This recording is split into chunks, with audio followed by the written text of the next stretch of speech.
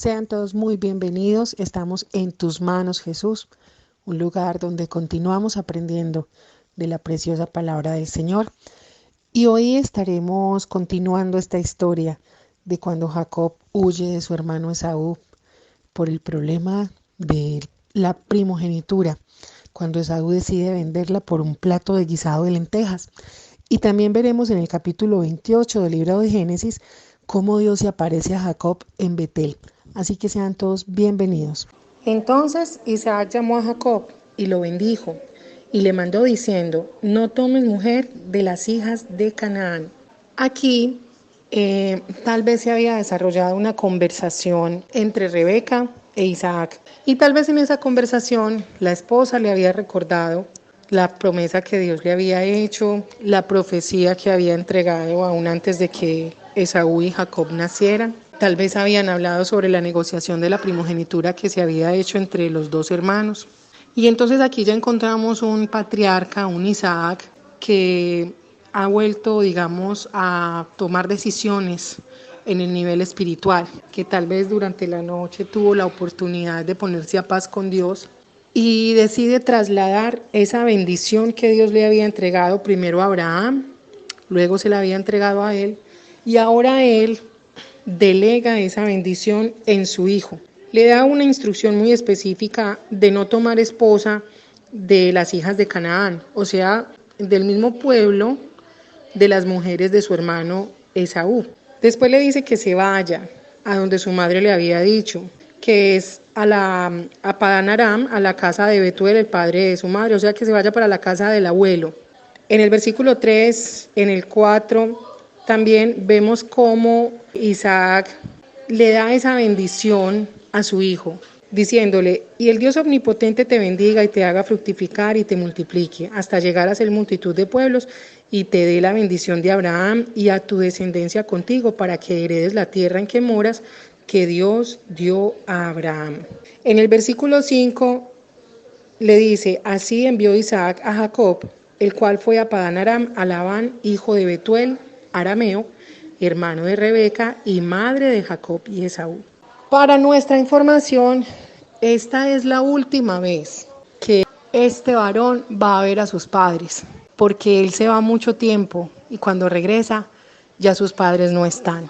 Resulta que Esaú se da cuenta de que efectivamente Isaac había bendecido a su hermano Jacob, y también se da cuenta que sus padres no gustaban de las esposas que él tenía, porque se escucha esa instrucción que Isaac le da a su hijo.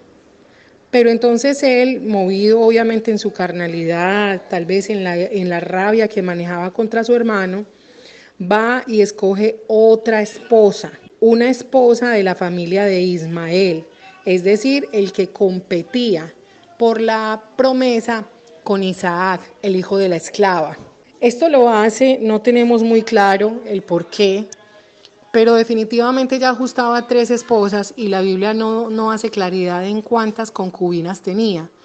Eso muestra el nivel de carnalidad de este hombre, el poco dominio de las emociones que tenía, porque inmediatamente escucha eso que está sucediendo en su casa, de que su papá está bendiciendo, está dándole la bendición a su hermano, entonces va y hace lo que su padre no quiere, o sea, que le desobedece una y otra vez, y la verdad es que lo único que hace es acarrear problemas para sí mismo, porque, digámonos verdades, es difícil la convivencia con una sola mujer. Imagínense cómo será con 3, compitiendo por el liderazgo, compitiendo por el amor de un hombre, compitiendo por la satisfacción sexual de un hombre, por ser la favorita.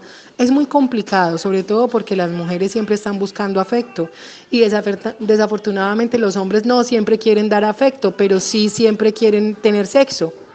Entonces era muy complejo la convivencia de esta familia tan inusual. Jacob, pues, en obediencia a sus padres, sale a recorrer estos 800 kilómetros aproximadamente que habían desde Beerseba hasta las tierras de Padán Aram. Y en el camino, pues obviamente tenía que hacer paradas para descansar. Recuerden que el medio de transporte en aquel entonces era ir caminando o en burritos o en camellos. Los camellos en este caso posiblemente fueron los animales escogidos para hacer ese trayecto, ya que era bastante largo el recorrido que tenían que hacer.